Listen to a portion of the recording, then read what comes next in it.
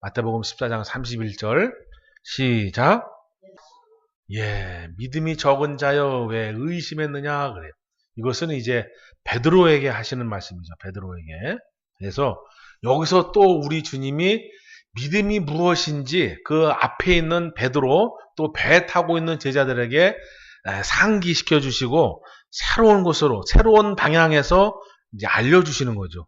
그래서 우리도 마찬가지. 저도 이제 계속 신앙의 횟수가 지나갈수록 믿음이 도대체 알 것 같기도 하다가 또 모르겠고 모르는 것 같다가 알기도 하고 참 믿음이라는 것이 알면 알수록 신비하고 오묘하다.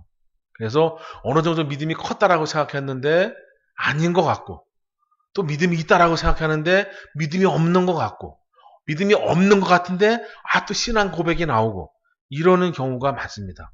근데 예수님도 보시면 3년 동안 제자들과 함께 다니시면서 계속 그들의 믿음을 짚어주시는 거예요. 저보단 세게 짚어주죠. 너 왜 이렇게 믿음이 없어? 이렇게 짚어주시지만 우리 주님은 그들을 사랑하기 때문에 그들의 믿음, 그들의 현 상황, 그들의 현재의 그 수준을 이야기해 주시는 겁니다. 어떻게 보면 사랑의 표현이고 사랑의 이제 매죠. 사랑의 매. 그래서 도대체 믿음이 무엇인가? 여러분 믿음이 뭘까요? 도대체. 그렇죠. 바라는 것들의 실상이요 보이지 않는 것들의 증거니. 도대체 믿음이 뭘까요? 알면 알수록 공부하면 공부할수록 기도하면 기도할수록 알쏭달쏭하다. 근데 자 그럼 여기서 요 사건을 통해서 이제 믿음이 뭔지 또 왜 믿음이 적다, 믿음이 또는 없다라고 해주시는지 한번 찾아보도록 하겠습니다. 그러면 자 먼저 무슨 사건이 있냐하면 자 예수님이 처음에 첫 사건에 등장하면 예수님이 이제 제자들을 야 저편으로 좀 얼른 배 타고 건너가 그러시는 거예요. 그래서 제자들이 이제 배를 타고 건너갑니다. 무슨 사건이냐면 이제 오병이어를 하고 그래서 많은 사람들을 먹이시고 이제 돌려보내신 이후에 제자들을 이제 저 가버나움 쪽으로 가라 그러시는 거예요. 그리고 예수님도 함께 가는 게 아니라 예수님은 보내신 이후에 예수님이 산에 올라가서 기도하시는 그 제자들은 이제 배를 타고 건너가다가 한 중간쯤 갔을 때였죠. 근데 이제 좀 바다가 좀 넓다 보니까 이제 막 바람이 이제 거슬린다는 표현이 있는데 아마 작던 크던 풍랑이 일었던 것 같습니다. 풍랑이 일어나서 막 환란이 일어나니까 막 두려움에 떨떨떨 떨고 막 이렇게 있었죠. 근데 이제 이렇게 막 두려움에 떨면서 이렇게 보고 있는데 여기 보면 이제 밤 4경이라고 합니다. 밤 4경이면 우리 시간으로 환산을 하면 새벽 3시에서 6시 사이 이때쯤 되는 거예요. 밤에 배를 타고 건너가고 있는데 막 배가 막 흔들흔들 하고 있는데 아주 캄캄한 칠흑 같은 새벽에 저기서 누가 이렇게 싹 걸어오고 있는 거죠. 파도 때문에 배도 흔들리는데 껌껌한 칠흑이에요. 근데 어스름풀하게 저기서 누가 이렇게 무리를 걸어오고 있는 거죠. 그러니 안 놀랄 사람이 어디 있겠냐 이거예요. 그죠? 우리 같으면 놀랄 정도가 아니라 이미 119 불렀죠. 그죠? 119 불러가지고 아마 쓰러졌을 거예요. 그런데 예수님이 이제 뭐라 그랬냐면 이제 물결을 인하여 고난을 당하더라. 그래서 밤 4경에 바다 위로 걸어서 제자들에게 오시니 제자들이 바다 위로 걸어오심을 보고 놀라 유령이다. 그런 거예요. 유령이다. 그러니까 여기서 일단 유령이다라고 하는 단어만 보면 이 당시에도 지금 우리는 이제 유령이라고 안 그러고 이제 귀신이다 그러잖아요. 그죠? 실제 귀신이라고 하는 유령이라고 하는 영적 존재가 있다는 얘기예요. 그러니까 이것만 봐도 이렇게 그냥 간단하게 지나가는 말씀이지만 우리가 살아가는 세계에 우리가 생각하지 못하고 우리가 잘 알지 못하는 영적인 세계가 분명히 존재한다. 그래서 첫 번째 알아갈 것은 뭐냐면 영적인 사건, 영적인 존재라는 것이 이때 2000년 전이잖아요. 그죠? 지금도 마찬가지고 그 이전에도 마찬가지고 이런 영적인 존재에 대한 표현이 많다. 그래서 그 이야기는 영적인 것, 영의 세계라는 것이 실질적으로 존재하고 있구나 라고 해서 그걸 믿으시면 여러분이 신앙에 좀 더 도움이 될 줄로 믿습니다. 그래서 유령이다 그래도 이제 무서워하는 거예요. 그래서 소리를 지르는 거죠. 그래서 예수님이 즉시 일러 가라사대 우리 주님은 사랑이 너무 많으시기 때문에 제자들이 심장이 떨어져가지고 쫓고 사올까봐 즉시 나다 그러시요. 나다. 이해가십니까?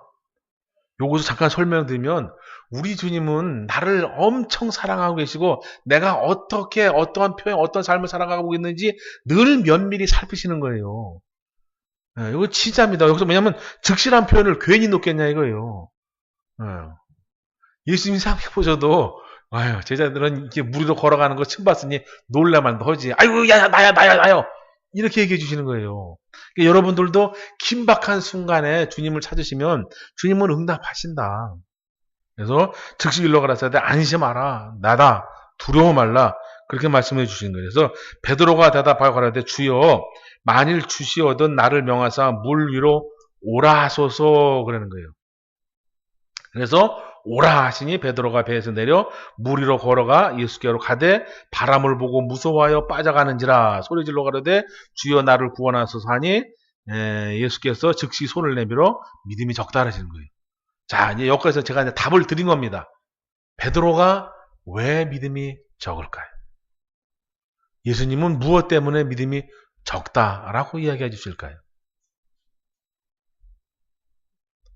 바람을 보고 무서워해서 적은 걸까요? 걸어가다가 물에 빠져서 믿음이 적다라고 한 걸까요? 성경에 보면 베레아 사람은 신사적이어서 하나님의 말씀을 상고한다 그래요. 상고한다는 얘기는 깊게 생각하고 또 생각하고 그것을 이해하려고 한다라고 하는 그런 뜻이 되겠죠. 그래서 성경을 보실 때 그냥 막 읽으시는 것이 아니라 성경을 깊게 생각해 보셔야 돼요. 우리는 대부분 뭐라느냐? 믿음이 적다. 야, 바람 보고 파도 보고 흔들리는 배 보고 이 베드로가 무서워한 거야. 이거 보고 믿음이 적다 그러시는 거야 라는 거예요. 그런데 그렇지 않습니다, 여러분. 우리 주님이 즉시 나다라고 하시는 거 보면 그 무서워한 거 가지고 믿음이 없다라고 하시는 건 아니다 이거예요. 그럼 물에 빠진 거 보고 믿음이 적다 그러느냐? 그것도 아니다 그래요. 베드로가 예수님이 아니신데 하나님이 아닌데 능력 있는 자가 아닌데 몇 걸음 걸어간 것도 엄청난 겁니다.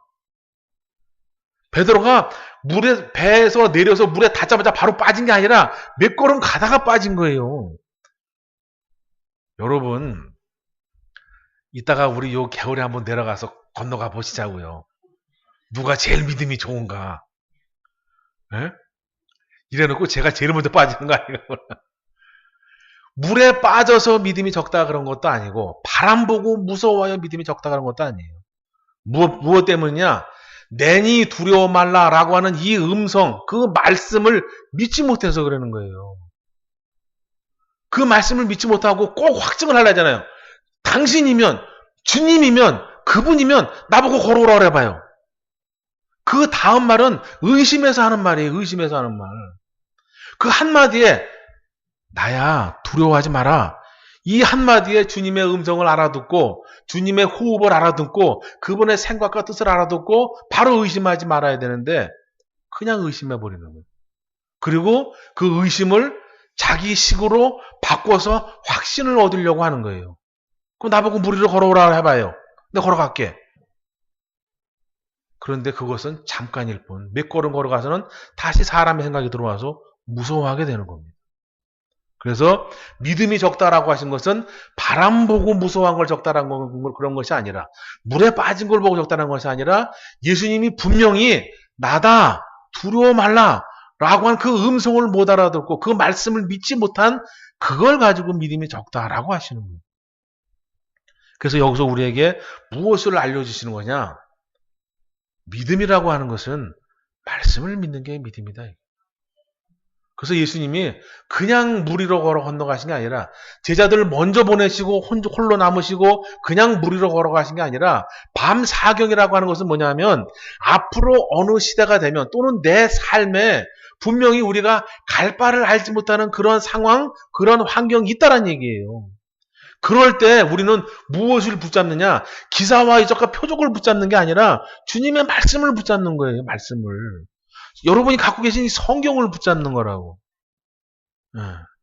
그래서 성경을 늘 읽어야 되고 주님의 성경을 통해서 아버지의 마음, 아버지의 생각, 아버지의 계획을 알고 계셔야 돼요. 그래서 어떤 일이 생기거나 정말 캄캄한 일이 생겨도 아 주님은 이럴 때 이렇게 하셨지. 주님은 우리에게 이걸 원하시지. 아 주님은 이걸 이렇게 이기라고 하셨어. 그런 것이 머릿속에서 팍팍팍 떠올라야 된다 이거예요. 그냥 어떤 큰 사건이 닥쳤는데 어쩌? 어떡할게요? 이러면 안 된다 이거예요. 여러분 사고 날 때 이 여성을 비하하는 게 아닙니다. 이 남성과 여성이 운전할 때 차이점이 뭔지 아십니까? 긴박한 상황에 남자하고 여자하고 딱 감탄사를 한마디를 내뱉어요. 뭐라고 내뱉을까요? 남자는 에이! 이럽니다. 근데 여자는 오! 이거 차이에요. 이거 차이에요. 남자는 딱 오! 이라고 바로 틀거나 어떻게 해요? 브레이크를 잡거나. 근데 여자는 오! 퉁! 그러는 거예요. 네? 근데 어쩔 수 없습니다. 왜냐면 운동신경 자체가 그렇게 만들어졌다 그래요. 여자가 잘못됐다는 얘기가 아니라 남성이나 여성이랑 신체적으로 그렇게 다르답니다. 우리 역시 그 긴박한 순간에 할 거냐 이거예요. 하나님의 말씀이 없으면 이런 사건을 통해서 내 믿음을 조명하지 않으면 나도 어떠한 상황이 닥치면 그냥 낭망하고 실망하고 좌절하고 하나님이 어디 계셔? 이렇게 된다 이거예요. 하나님을 제대로 알지 못하면 하나님을 제대로 이해하지 못하면 그와 같은 사건들이 많다 이거예요. 여기서도 대부분 사람들이 믿음이 적다라고 왜 그러느냐 그러면 뭐라냐면 바람을 보고 파도를 보고 무서워해서 그런 거예요. 물에 빠져서 그런 거예요. 다 이 답을 말합니다. 아마 여러분들도 그렇게 들으셨을 거예요. 베드로가 믿음이 적은 이유는 몇 발자국 안 걸어가서 물에 빠져갖고 믿음이 적다라는 거라고. 믿음이 있었으면 아마 물 위를 뛰어다녔을 거라고. 그런 게 아닙니다. 우리 주님은 무에서 유를 창조하시는 분이 아니에요. 유에서 유를 창조하시는 분이고 있는 것 가운데 역사하시는 하나님이지. 하나님 당신은 그렇게 하시겠지만 우리는 그렇잖아요. 믿음을 알려줘야 하고 믿음을 배워야 하는 우리는 그렇지 않다 이거예요. 하나하나 내가 수고하고 내가 땀 흘려서 그 결실을 얻게 하시는 교육 방법을 채택하시는 거지. 네. 그래서 하나님이 하셨다고 나도 할 수 있는 건 아니다 이거예요. 하나님이 하시면 나도 할 수 있겠지만. 그래서 여기서 바다를 보고 파도를 보고 바람을 보고 무서워하는 건 당연한 거고 무리를 못 걷는 것도 당연한 거다 이거예요. 우리 인간이기 때문에. 그러나 우리가 할 수 있는 건 뭐냐? 그 음성을 들었을 때 내가 믿었어야죠. 근데 그런 말씀을 듣고 음성을 듣고 그것을 갖다가 붙잡는 훈련을 전혀 안 됐다. 전혀 안 돼 있어. 그냥 무슨 문제나 해결해주고 어떠한 사건에서 그냥 아주 편안하게 모든 것이 풀어지고 막 이런 것만 자꾸 생각을 한다 이거예요. 그래서 여러분들이 잘 기억하셔야 될 게 뭐냐? 아, 믿음이 적다라고 하는 건 예수님의 음성을 알지 못한 거. 예수님의 말씀을 믿지 못한 거. 그래서 예수님이 물 위를 걸으시는 게 바로 그래서 그래요. 성경에서 물은 무엇을 의미한다 그랬습니까? 네, 물은 말씀을 의미하는 거예요. 물은 말씀은. 바다는 세상을 의미하고 물은 말씀을 의미합니다. 네. 왜냐하면 물고기는 세상 바다에서 살면서 바닷물 속에서 물고기는 물 속에서 살면서 물 밖으로 나오면 죽는 성도를 의미하지만 물은 왜냐하면 여러분의 지금 신체에 여러분의 육신에 수분이 70%가 되잖아요. 근데 그 수분이 말라버리면 인간이 며칠 못 가 죽습니다. 단식을 하든 금식을 하든 물은 먹어요. 물은. 그죠? 물까지 먹으면 몇 시간 못 버티고 죽습니다. 큰일 나요. 그런데 이 물은 바로 그래서 우리에게 생명수와 생명수고 말씀을 의미하는 거예요. 그래서 물 위로 거신다는 얘기는 예수님이 그 말씀을 지배하신다. 그 말씀의 권세자다. 뭐 이런 의미가 되겠죠. 그래서 물 위로 거시는 건 뭐냐면 내가 너희들에게 이 말씀을 주는 분이고 이 말씀을 믿어야 되는 거야. 그래서 물 위를 걷는 그 사건을 친히 보여주게 되시는 거예요. 그 물의 중요성, 말씀의 중요성을 알려주시기 위해서. 그래서 여러분 성경 가까이 하시고 좀 많이 읽으시기 바랍니다. 성경도 처음에는 어렵습니다. 처음에는 어려운데 성경을 이해하는 원리가 있어요. 원리. 그것이 뭐냐면 첫 번째는 구약은 신약은 오직 복음은 오직 예수를 요 흐름만 이해하시면 된다 이거예요.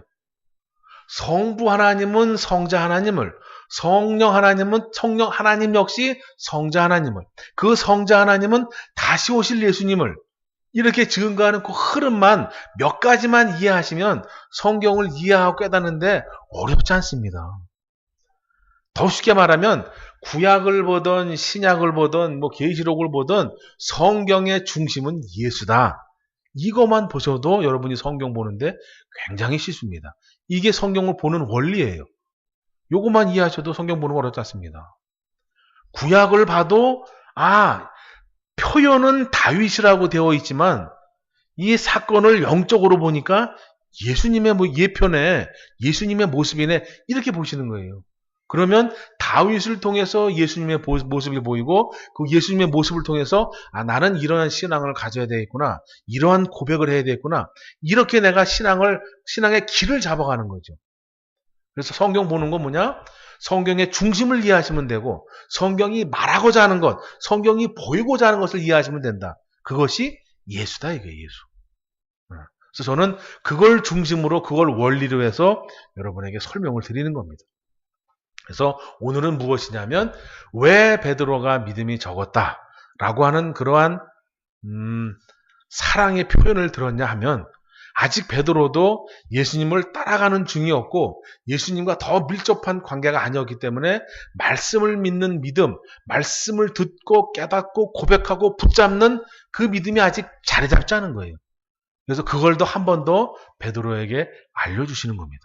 그래서 우리는 이걸 사건을 통해서 말씀을 붙잡는 게 예수님의 음성을 듣는 게 예수님의 음성을 알아듣는 게 이것이 믿음이구나. 이렇게 좀 이해하셨으면 좋겠습니다. 그래서 우리는 베드로처럼 믿음이 없다 이런 얘기가 아니라 믿음이 있다라고 하는 칭찬을 주님에게로 들으셨으면 좋겠습니다. 여러분 믿음 있어요. 이 맑은 날 주일날 탁 교회 와서 이렇게 하나님 앞에 찬양하고 기도하고 예배드리기 이 정도만 해도 엄청난 믿음이죠. 그런데 우리 주님은 조금 더 성장한 성숙한 그러한 믿음을 갖기를 원하신다라는 이야기가 되겠습니다. 그래서 물 위로 오라 걸어갔고 배에 함께 오름에 바람이 그치는지라 해서 배에 있는 사람들이 예수께 절하며 가로되 진실로 하나님의 아들이로소이다 그런 거예요. 그래서 우리는 어떠한 사건을 만나고 어떠한 어려움을 만났을 때 그걸 통해서 그 어려움을 그 극한 상황을 이겨내면 그때 하나님과 더 가까워지는 거예요. 그러면서 예수가 하나님이구나 라는 걸 알게 되는 겁니다. 이 고백이 바로 그런 고백이에요. 이 어려움을 통해서 이 사건을 통해서 이 믿음의 훈련과 연단을 통해서 깨닫잖아요. 또 하나. 정말 예수님은 하나님의 아들이구나. 그래서 여러분 우리가 신앙으로 살아갈 때 어떤 어려움이 있거나 좀 어떠한 좀 힘듦이 있는 것은 있어야 되는 거고 당연한 것이다 이거예요. 그 어려움이 더 가깝게 한다는 거죠. 그래서 여러분 이제 그런 게 있잖아요.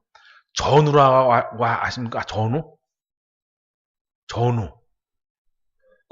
우리는 흔히 전우하면은 이제 군대 갔을 때 이렇게 같이 싸웠던 사람을 전우라 그러는데 그게 아니고 회사 갔을 때든 가정이 됐든 학교가 됐든 나랑 함께 하면서 희노애락을 이긴 사람을 우리가 전우라 그래요.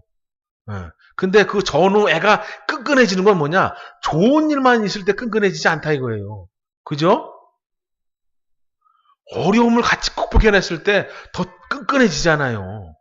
좋은 일보다 어려움을 이겨냈을 때 더 끈끈해진다 이거예요. 그래서 우리는 이 신앙의 전우회가 반드시 필요하다.